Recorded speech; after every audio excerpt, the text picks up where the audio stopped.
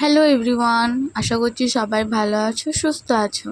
আবার একটা অনেক দিন পর নতুন ব্লগে সবাইকে স্বাগত।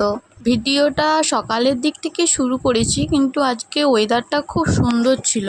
বেশ কদিন ধরে আমাদের এখানে মেঘাচ্ছন্ন ছিল, নিম্নচাপের মতো সবসময় বৃষ্টি হচ্ছিল। আজকে তার তুলনায় ওয়েদারটা একটু ভালো। তোমাদের সাথে গল্প করতে করতে বলাই হয়নি আজ আমরা কোথায় যাব। পুরো ভিডিওটা দেখতে থাকো, তাহলে তোমরা দেখতেই পাবে আমরা আজকে কোথায় যাচ্ছি। আমরা একটা টোটো ভাড়া করে বাড়ির সবাই মিলে গন্তব্যস্থলে যাওয়ার জন্য বেরিয়ে পড়েছি। অনেক দিন ধরে ব্লগ তোমাদের সাথে শেয়ার করা হয়নি, কিছু অসুবিধা হয়েছিল, আবার কন্টিনিউ করার চেষ্টা করব। তোমরা ভিডিওটা কন্টিনিউ দেখতে থাকো, আশা করছি ব্লগটা তোমাদের ভালো লাগবে।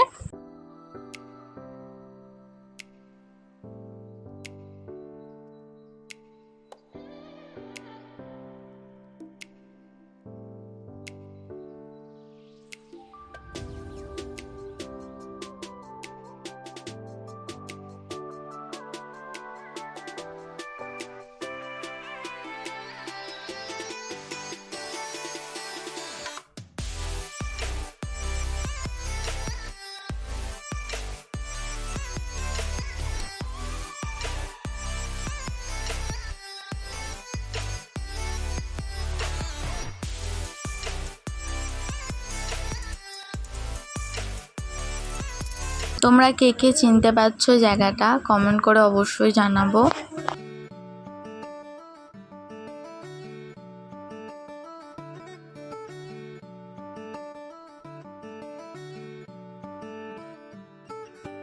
তোমরা কে কে এই বিল্ডিংটা চেনো অবশ্যই জানিও, এবং এটা কিসের বিল্ডিং সেটাও জানিও আমাকে। আমরা যেখানে যাব খুব কাছাকাছি চলে আসছি, আর একটু পরেই তোমরা দেখতে পাবো আমরা কোথায় গেছিলাম।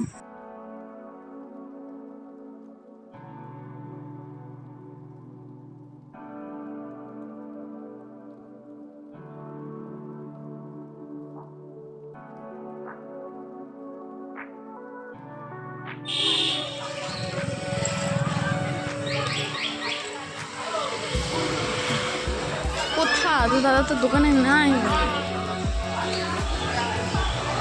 এবার নিশ্চয়ই তোমরা আন্দাজ করতে পেরেছো আমরা কোথায় এসেছি। আমরা এসেছি পাটনা মা বুড়ির মন্দিরে পুজো দিতে। এখানের এই সামনের দোকানটা, এই দশকর্মা ভাণ্ডারটা আমাদের দোকান। আমরা এখানে কেউ পুজো দিতে এলে দেখতেই পাবো সামনে এই দশকর্মার দোকানটা।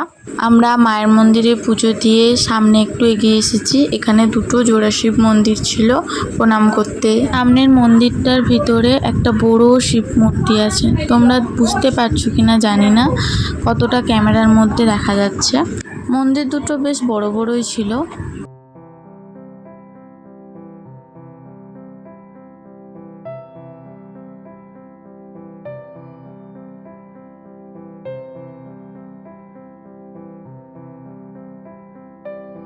তোমরাও বাবা ভোলেমহেশ্বরের দর্শন করো।